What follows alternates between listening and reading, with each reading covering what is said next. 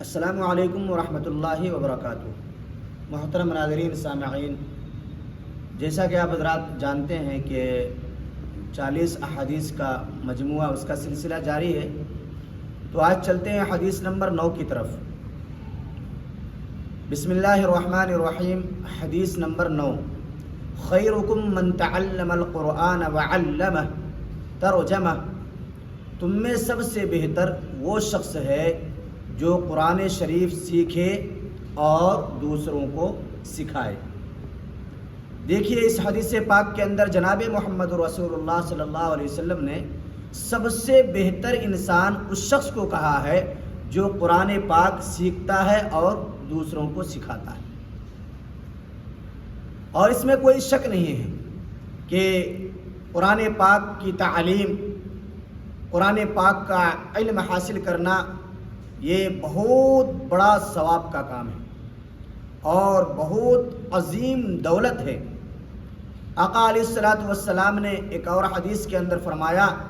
کہ اگر کوئی شخص قرآن پاک کی ایک آیت صبح میں سیکھ لیتا ہے تو وہ 100 نفل پڑھنے سے زیادہ افضل ہے۔ دیکھیے اس حدیث پاک کے اندر اللہ کے رسول صلی اللہ علیہ وسلم نے فرمایا کہ سب سے بہتر وہ شخص ہے جو قرآن شریف سیکھے اور دوسروں کو سکھائے۔ کیا ہماری نگاہ میں بھی، ہماری سوچ کے اعتبار سے بھی وہ شخص سب سے بہتر ہے؟ کیا ہم اس شخص کو سب سے بہتر مانتے ہیں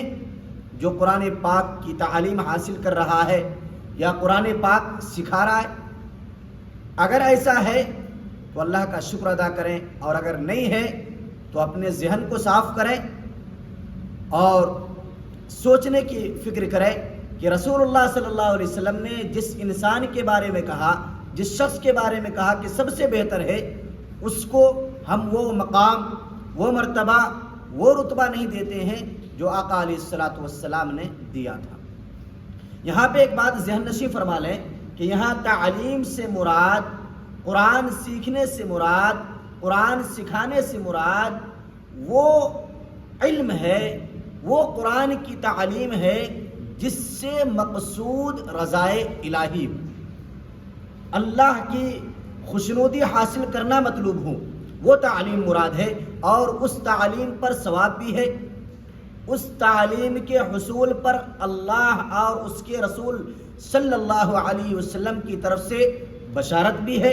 خوشخبری بھی ہے۔ لیکن وہ تعلیم جس تعلیم کے حصول کا مقصد دنیا کمانا ہے، پیسہ کمانا ہے اور اپنے پیسے کو بٹورنا ہے، اس تعلیم پر کوئی اللہ کی طرف سے وعدہ نہیں، اس پر کوئی ثواب نہیں، اس پر کوئی نیکی نہیں اور اس پر کوئی اجر نہیں۔ افسوس کے ساتھ کہنا پڑ رہا ہے کہ آج جو تعلیم کا مقصد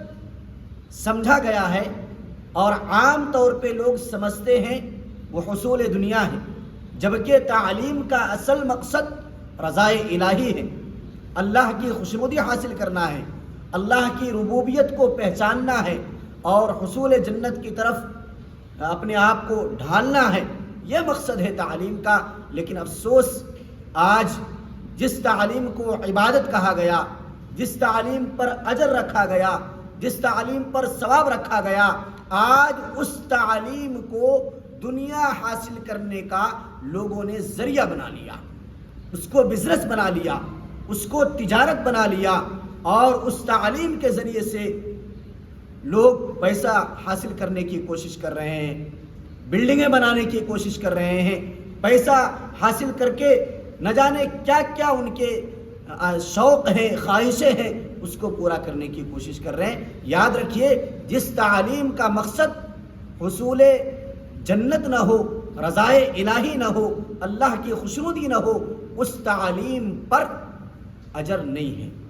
اس تعلیم پر ثواب نہیں ہے۔ آج اگر ذہن میں وہ فطور بیٹھا ہوا ہے کہ تعلیم کا مقصد حصول دنیا ہے، پیسہ کمانا ہے، بزنس کمانا ہے، تو دیکھ لیجئے اس تعلیم کے ذریعے سے آپ تو پیسہ کما لیں گے، دنیا آپ کو مل جائے گی، اور دنیا میں ممکن ہے کسی حد تک آپ کامیاب ہو جائیں، لیکن آخرت کے اندر